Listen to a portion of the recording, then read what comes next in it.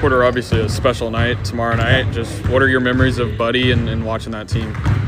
Well, I have memories before I knew him, and I have memories after I've met him. And before I knew him, just watching him, I remember the Kansas game. I think the whole country was tuned into that Kansas game and just the competitive nature and everything. And then after I've gotten to know him the last 5 years, he's got that great ability to be off the floor, to be just a gem of a human being, just like a great guy. And then on the floor, he's a killer, just the way he competes. And I love that you're always striving for that.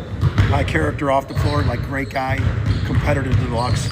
And, I just think he's one of the all-time greats to ever wear the uniform. And it's great that we're honoring him and he gets his jersey retired. What has that meant that he's sort of returned over the years, and what has that meant to your program? It's been great. He's been absolutely accessible, there for us, coming back.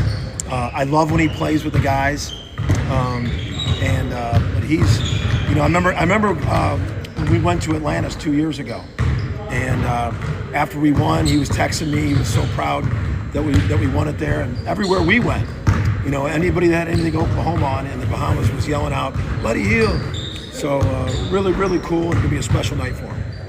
And I'll tell you the other thing that sticks out to me is for the fans on something like this, because he was in an era of non-transfer portal.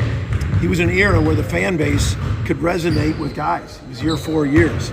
And that's what you're striving for in this era with the transfer portal and the NIL.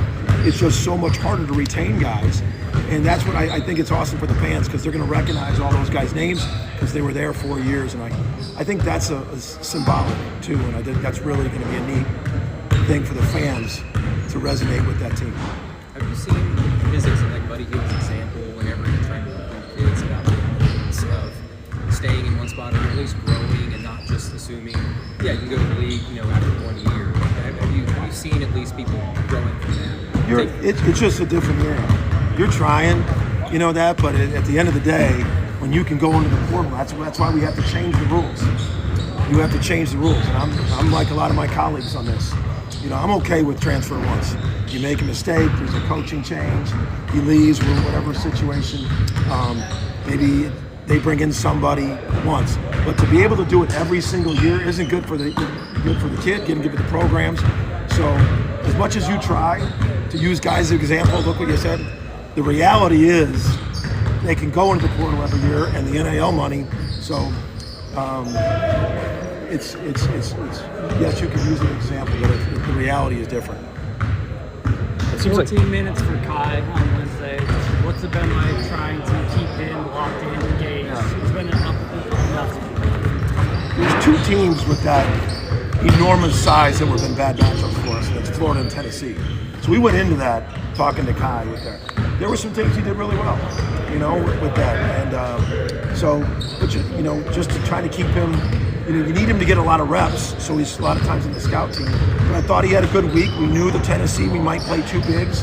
We're going to need a lot of bigs, and unfortunately, Mo, 10 minutes, 4 or 5 fouls, so he had to get thrust into it even faster. But like any player, when you're not playing, just keep them engaged and on the scout. Even when you're running the scout, there's always a challenge. But I think Kai's been trying to stay ready when he's ready, and I'm still hoping to find him minutes down the stretch.